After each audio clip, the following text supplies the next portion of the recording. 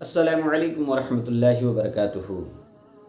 دوستو، امید کرتا ہوں کہ آپ سب خیریت سے ہوں گے۔ 2-3 باتیں میں آپ لوگوں کے سامنے رکھنے والا ہوں، تاریخ کی روشنی میں اسے کلیئر کرنے والا ہوں۔ اگر آپ کو یہ کلپ اچھی لگے، پسند آئے تو لائک اور سبسکرائب ضرور کر لیں اور بیل آئیکن کو دبانا نہ بھولیں، کیونکہ جیسے ہی میری نئی کوئی ویڈیو پڑے گی اس کا نوٹیفیکیشن آپ کو فوراً مل جایا کرے گا۔ پیارے دوستو، بہت سارے مسلمان یہ نہیں جانتے ہیں کہ شراب کب حرام کی گئی، مردار خانہ کب حرام کیا گیا اور بتوں کی خرید و فروخت کب حرام کی گئی۔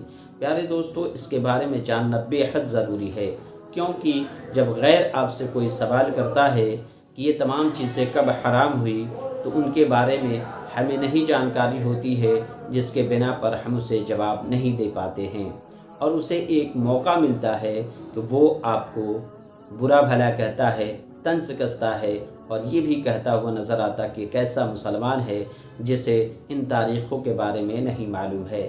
پیارے دوستو، حضرت جابر رضی اللہ تعالی عنہ سے روایت ہے کہ رسول اکرم صلی اللہ تعالی علیہ وسلم ارشاد فرماتے ہیں، مکہ فتح ہونے کے بعد اسی سال شراب پینا، مردار خانہ اور بتوں کی خرید و فروخت کو حرام کر دیا اللہ کے حکم سے۔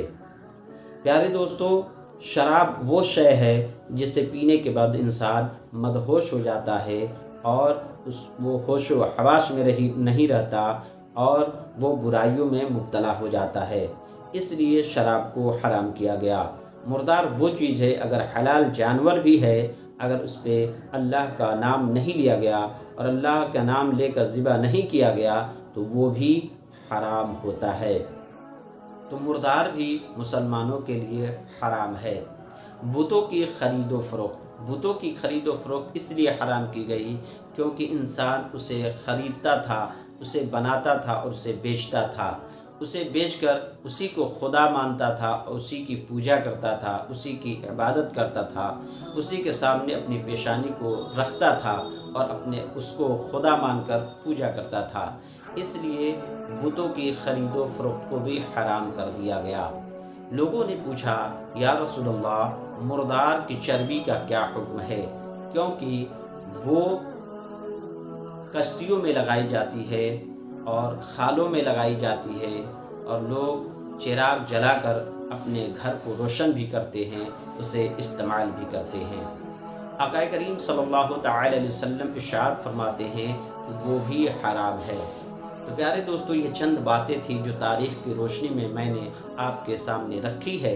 امید کرتا ہوں کہ پوری کلیئر ہو چکی ہوگی، سمجھ میں آ گئی ہوگی اور آپ کسی کو بھی اس کے بارے میں جواب دے سکتے ہیں کہ فتح مکہ کے بعد اسی سال ان تمام چیزوں کو حرام کر دیا گیا۔